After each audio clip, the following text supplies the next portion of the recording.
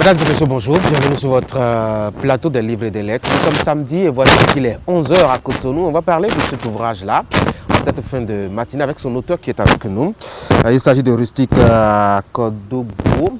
Et avec nous sur ce plateau, il va nous parler d'une vie sans regret, cette réalisation littéraire toute récente. Monsieur Kodobo, bonjour. Bonjour, monsieur Tanguy. Bienvenue sur mon plateau. Bonjour. Alors, c'est sous-titré, un message pour ceux qui cherchent un sens à leur vie. Vous vous sentez investi d'un message divin là, ou d'une prophétie, ou d'une charge spirituelle à partager avec l'humanité? Je pense que ce n'est pas forcément une prophétie, mais c'est vraiment un message de réconfort pour ceux qui se cherchent et qui cherchent vraiment à trouver leur voie sur la terre. Et c'est vraiment ça qui m'a motivé à écrire ce bouquin. Mais je pense que tout être humain a quelque chose à partager avec ceux qui n'ont tout. Et c'est vraiment cette posture, cette logique qui m'anime et qui me donne envie vraiment de partager ce que j'ai à cœur. Peut-être ça, une inspiration peut venir de Dieu, je ne sais pas trop, mais je pense que c'est ceux qui auront lu le bouquin qui pourront finalement dire que c'est un message qui vient de la part de Dieu. Oui, mais qu'est-ce qu'un jeune, question curieuse, qu'est-ce qu'un jeune cherche à faire revenir Dieu ou à faire venir Dieu dans la vie des autres? Je pense que j'ai l'habitude de dire que l'homme est un être spirituel. Et donc c'est un esprit. Et un esprit a une source. Et la source de tout esprit, c'est Dieu. Et je crois que quand on est dessoucé, on est déraciné. Donc quel que soit notre état d'âme, quel que soit ce que nous sommes, nous avons intérêt à toujours nous ressourcer, à revenir vers Dieu et à recentrer en fait notre vie sur Dieu. Mais Dieu nous a libérés, enfin, quand on lit un peu sa parole, c'est lui-même qui a dit, allez-y, peuplez la terre, dominez le monde, dominez les choses. Est-ce qu'on a besoin encore de l'omniprésence de Dieu dans notre vie vraiment pour continuer à dominer le monde comme il nous l'a demandé? Ça c'est une bonne question, mais je crois que toute créature a besoin de son créateur pour quand même bien performer dans les objectifs que le créateur lui a confiés. C'est vraiment moi, ma manière de penser. Et nous n'avons pas vraiment intérêt à nous dessoucer et à nous déraciner de la racine qui est vraiment Dieu. Peu importe la représentation que chacun fait de Dieu, de toutes les manières, on le sait, il y a une intelligence suprême qui conduit les choses, qui influence les choses, qui fait en sorte que voilà, les choses aillent comme lui l'a prévu. Mais est-ce que vous n'avez pas l'impression de prêcher dans le désert en quelque sorte? Il y a deux raisons pour poser cette question. La première, c'est qu'aujourd'hui, de moins en moins de gens s'intéressent à la vie spirituelle et à Dieu surtout. Et la deuxième question, c'est que le problème des jeunes aujourd'hui, ou le problème des hommes aujourd'hui, c'est plus matériel sur terre que spirituel. Les gens, ils ont besoin de manger, ils ont besoin de ils ont besoin d'habiter quelque part bien protégé et au chaud. Est-ce que la parole leur permet d'avoir ça? Est-ce que vous ne prêchez pas dans le désert? Le second aspect aussi, c'est que c'est dans un livre que vous le mettez. Combien ont accès à un livre? Ouais, ça c'est une bonne question. C'est vrai qu'en Afrique et surtout au Bénin, on ne le lit pas. Et ça c'est fortement une raison, je sais pas, éducative, où on n'a pas été moulé dans un moule qui nous permette vraiment d'aimer la chose littéraire. Mais je crois également qu'il y a peut-être une infime partie qui aime ça et qui continue quand même de le lire. C'est pour ça que je me demande et je suis convaincu que je ne prêche pas en l'air comme ça. Je pense que aussi tout dépend de la manière dont on parle de ce livre, la manière dont je serai amené peut-être à parler de ce livre et de l'impact que ça pourrait avoir chez les uns et aussi de ce que, par exemple, les premiers lecteurs auraient compris de ce livre et puis pour le diffuser à ceux qui sont aux alentours, bien autour d'eux. Par rapport à votre première question, les jeunes ont besoin de mieux que de la parole de Dieu aujourd'hui. Le matériel a dominé le monde. Oui, c'est vrai. Mais aujourd'hui, tous les problèmes que nous avons font qu'aujourd'hui, on se pose la question, est-ce que le matériel résout tout? À un moment donné, on va se rendre compte que le matériel ne résout pas tout. Et malheureusement, on n'a pas le temps de se poser ces bonnes questions-là. On court derrière en fait le matériel parce que c'est ça qui nous frappe à l'œil. Mais comme je l'avais dit, l'homme est un esprit, pas un corps. C'est d'abord un esprit. Donc sa source, c'est un esprit. Et donc il a besoin des choses spirituelles pour être nourri avant que les choses physiques ne viennent en physique. Est-ce qu'il ne faut pas nourrir d'abord le physique avant de penser au spirituel? Quelqu'un a dit que le ventre affamé n'a pas d'oreille. Ça, c'est une très bonne question. Je suis d'accord. Le ventre affamé n'a pas d'oreille, c'est vrai. Et aussi, je crois aussi que c'est vrai. Je ne dis pas qu'il ne faut pas courir derrière les choses de ce monde, qu'il ne faut pas chercher l'argent, il ne faut pas s'épanouir financièrement. Mais je dis, ce n'est pas ça le premier objectif. Ça ne devrait pas être notre tout premier objectif. Et ça ne devrait pas, en fait, définir notre vie. Voilà, il y a quelque chose qui va au-delà. Et je crois également que beaucoup de personnes qui ont déjà acquis ces biens matériels, à un moment donné, ils commencent par se poser les bonnes questions. Est-ce que ma richesse physique ou financière résout tout? Et c'est là que peut-être voilà, ils commencent par trouver les bonnes réponses à leur vie. Alors, votre livre est un cheminement hein, pour amener les gens à mener une vie sur Terre qu'ils n'auront pas à regretter à la fin. C'est bien cela. Et la première étape, c'est à la découverte de sa mission. Je ne vais pas susciter le débat hautement philosophique, être, ne pas être, est-ce qu'on est, l'être précède l'essence ou l'essence précède l'être? Je ne vais pas susciter ce débat-là. Mais vous qui croyez fortement en Dieu, est-ce que vous pensez que l'homme, indépendamment de Dieu, peut mener une mission? Indépendamment de Dieu, je ne crois pas. Parce qu'il aura forcément besoin d'une orientation. Vous savez, même quand on est convaincu de ce qu'on veut faire, à un moment donné, on est fatigué, on est essoufflé. Et peut-être on a besoin de quelqu'un qui va nous dire, vas-y, fonce, je suis derrière toi, je suis avec toi, ça peut aller. Et ce Dieu, donc, comme je le disais, chacun de nous, nous pouvons représenter ce Dieu comme nous voulons. Ça peut être des motivateurs à côté de nous, ça peut être des gourous, ça peut être des pasteurs, ça peut être des conseillers, peu importe. Mais de toutes les manières, cette intelligence suprême-là passe par quelqu'un pour nous pousser en fait vers notre mission. Et lorsqu'on est dans une posture de se détacher complètement de cette source, je pense qu'on va s'épuiser à un moment donné et on ne va pas pouvoir arriver à la fin. Et à la fin de notre vie, on sera peut-être dans les regrets parce qu'on aurait dû faire, autrement, on aurait dû écouter quelqu'un, on aurait dû, voilà. Et oui, mais comment découvre-t-on sa propre mission? Je pense que dans le livre, j'ai parlé de deux aspects. Le premier, c'est qu'il faut se concentrer sur d'abord sa source. Parce que c'est le créateur qui donne l'objectif, qui donne la mission à sa créature. Celui qui a fait cette chaise sur laquelle je suis assis, c'est un créateur, c'est un innovateur, c'est un concepteur. Et donc il l'a fait parce qu'il avait un objectif qui est que cette chaise puisse servir à quelqu'un pour s'asseoir. Donc la chaise en elle-même ne peut pas découvrir ce à quoi elle sert si elle ne s'est pas concentrée en fait sur d'abord le créateur, le concepteur.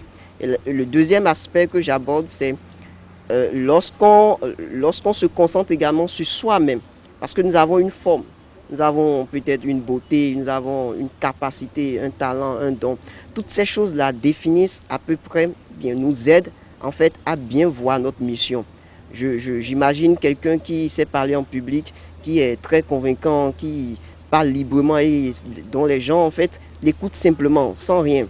Les gens l'écoutent simplement. Donc c'est quelqu'un qui est capable vraiment de faire une carrière, peut-être dans la politique. Voilà, dans la politique, etc. Donc, tant que cette personne n'a pas découvert ce potentiel en lui, il sera difficile qu'il trouve en fait son chemin.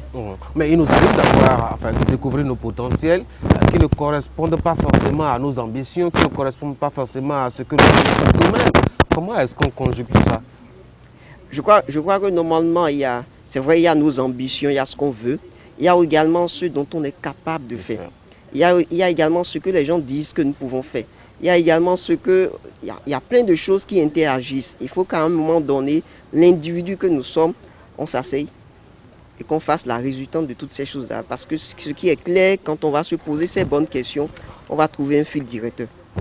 Alors, vous avez fait un cercle qui résume en 5 points les questions qu'il faut se poser pour découvrir sa mission. Qui êtes-vous? Quelle est votre origine? Pourquoi est-ce que vous êtes sur Terre? De quoi est-ce que vous êtes capable? Quelle est votre destination? Il peut arriver qu'on n'ait pas de réponse à ces questions. C'est vrai. Comment on s'en sort? Il peut arriver effectivement qu'on n'ait pas de réponse à cette question. Mais je crois que l'objectif n'est pas de trouver une réponse tout de suite. C'est un cheminement. C'est un parcours, comme vous l'avez dit. C'est vraiment un processus. Une première chose est d'abord d'avoir ces questions-là en tête. Ça part de là. Vous n'allez jamais trouver quelque chose que vous ne cherchez pas. C'est quand vous vous posez les bonnes questions, c'est le premier pas en fait pour résoudre en fait un problème. Et donc, la première chose, c'est de savoir en fait ces questions et de les poser constamment. Et moi, je crois fermement que quand vous vous posez ces bonnes questions, l'intelligence divine ou l'intelligence, c'est pas suprême, fait en sorte qu'à un moment donné, vous retrouvez en fait ces réponses-là. Certaines personnes peuvent parler de la loi d'attraction, etc. Mais de toutes les manières, quand vous êtes prêt, quand vous cherchez, vous allez trouver. Quel est le dosage qu'on fait de la présence de Dieu dans sa pensée, dans son quotidien, afin de ne pas, enfin, je ne sais pas si vous connaissez, si vous aviez déjà comme ça des personnes complètement absorbées par la parole de Dieu, de sorte même à perdre de vue ce pourquoi ils sont sur terre. Oui, ça c'est l'extrême ça. Je crois que Dieu n'a pas créé, Dieu n'a pas créé des robots qui vont être dépendants, totalement dépendants. Donc il nous a créé avec une intelligence, il nous a créé avec une sagesse et le libre arbitre. Donc nous sommes responsables de nos actes. Et également, Dieu veut également que nous faisions quelque chose pour ceux qui sont autour de nous, un impact. Et donc je vois également beaucoup de personnes qui sont peut-être amoureux de Dieu et tout le reste, mais qui sont totalement focalisées sur les choses de Dieu et oublient en réalité qu'ils ont en fait un impact à faire autour d'eux.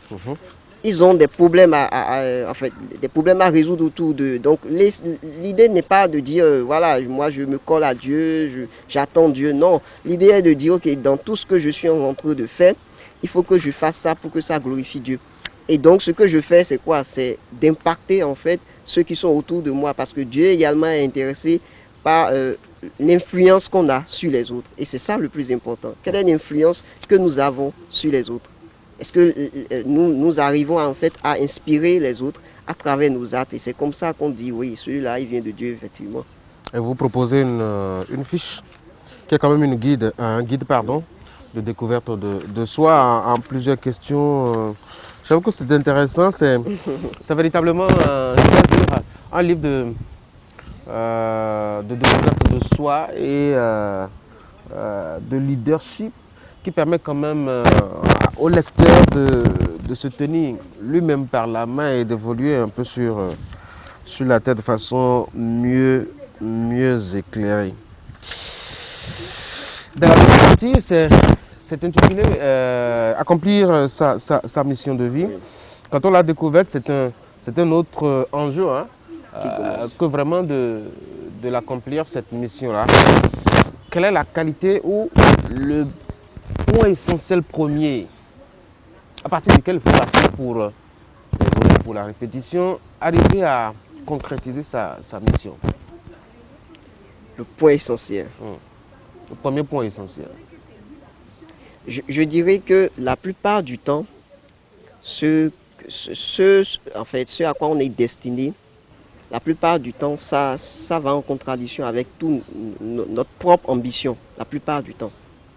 Moi, je donne mon exemple. Moi, j'avais effectivement envie, parce que quelqu'un m'a dit je peux faire la médecine.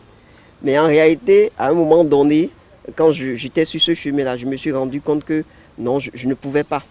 Parce que j'avais des handicaps et donc je n'étais pas forcément à l'aise. Donc moi, je vais dire que la plupart du temps, ce à quoi on est destiné est souvent en contradiction avec ce dont on a envie. Ou bien l'envie n'est pas forcément ce dont on est capable. C'est vrai qu'avec l'ambition, on peut faire beaucoup de choses. On peut déplacer les montagnes, effectivement. Mais parfois, ce sur quoi on devrait se concentrer, ce à quoi on est destiné, n'est pas forcément notre ambition. Et il faut avoir l'humilité de comprendre que l'ambition est différente de la vision.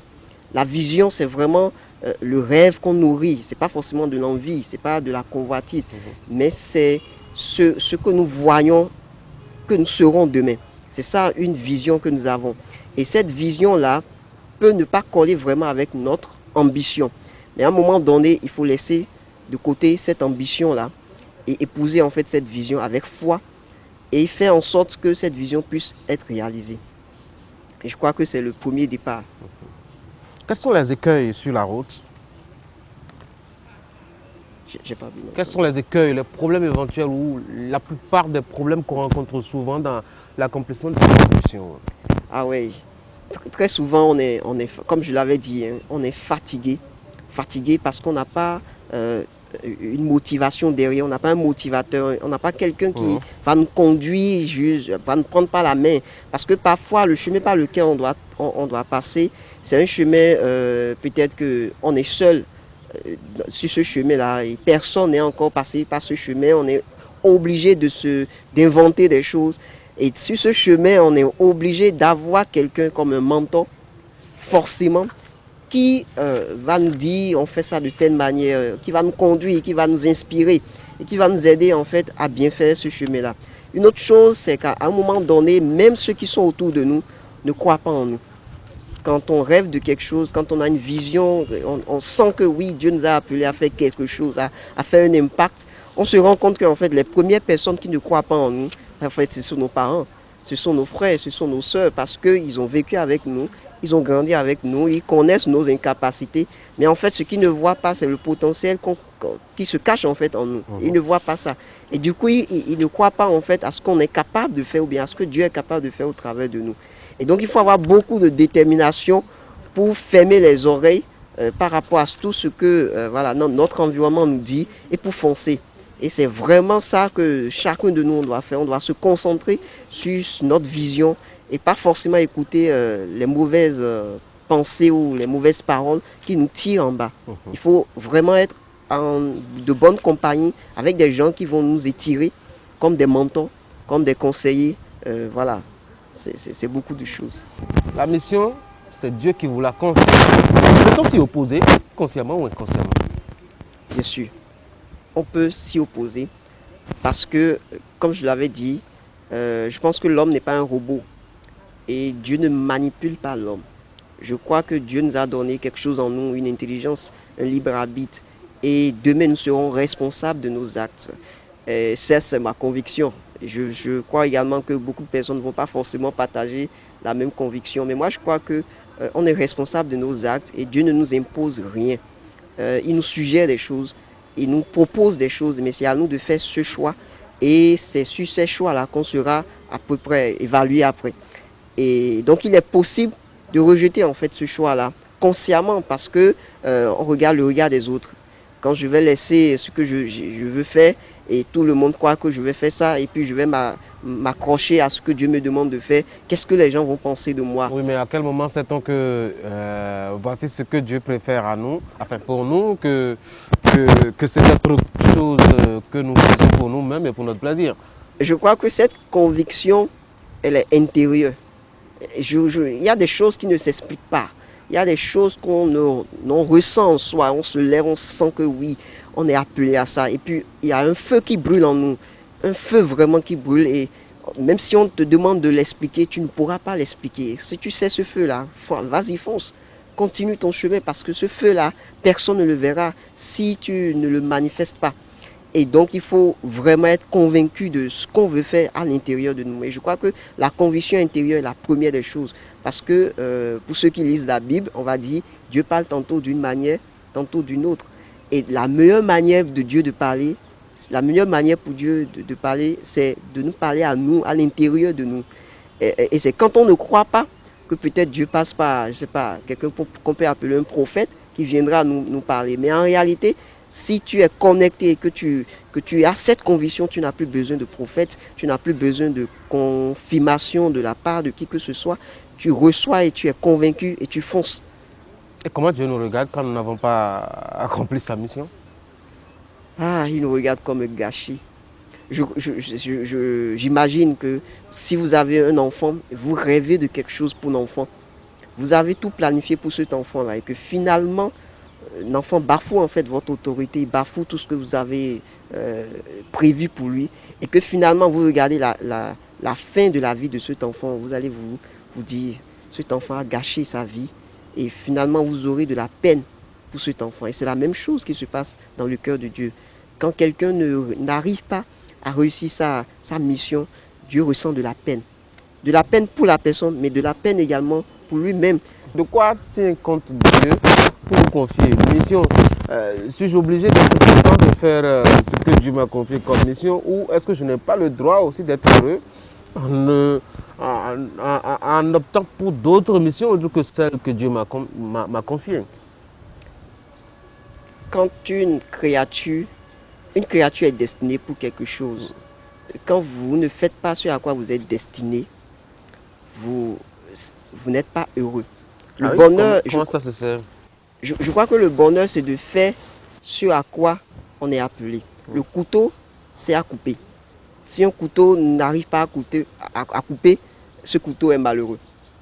Si ce à quoi en fait la caméra sert à filmer, si cette caméra n'arrive pas à filmer, celui qui l'utilise va faire quoi? Va la jeter.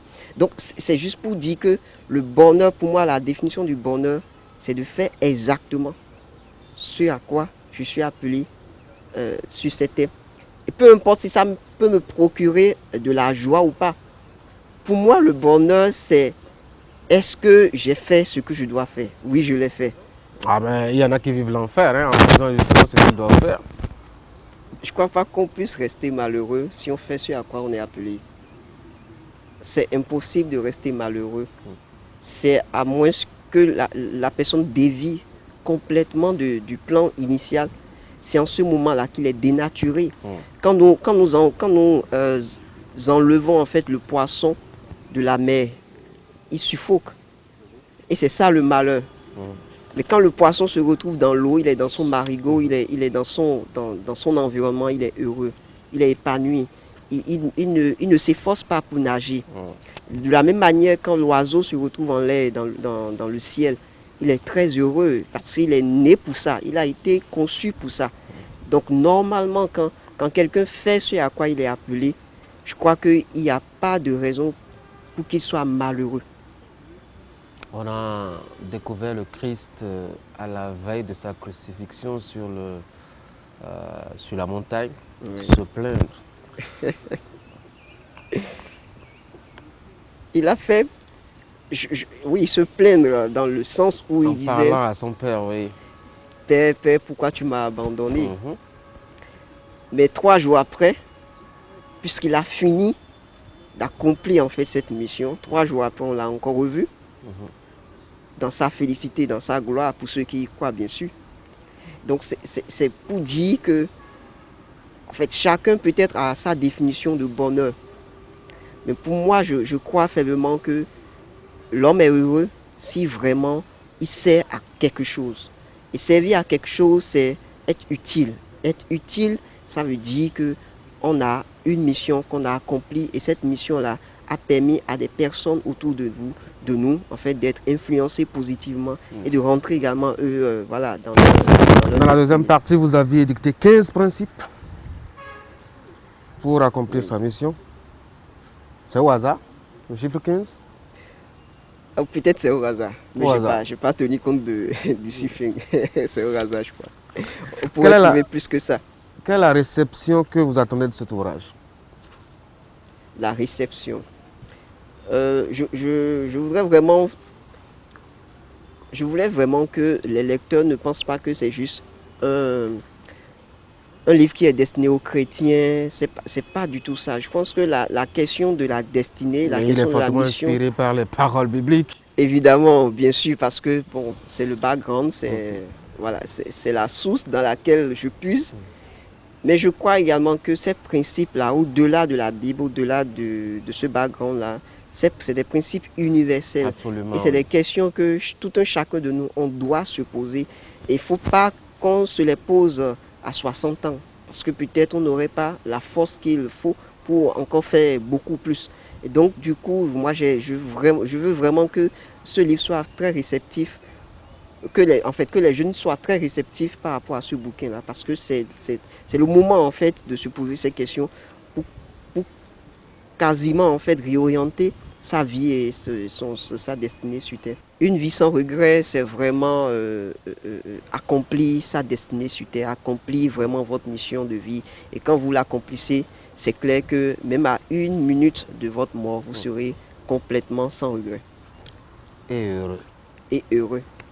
Merci beaucoup d'avoir été sur mon plateau. Mesdames et messieurs, c'est la fin de cette émission. On en parlait de cet ouvrage-là, Une vie sans regret, un message pour ceux qui cherchent un sens à leur vie. C'est un petit bouquin à forte charge, en tout cas en matière donc de connaissances et d'orientation pour la prise de soi, l'accomplissement de sa mission sur Terre.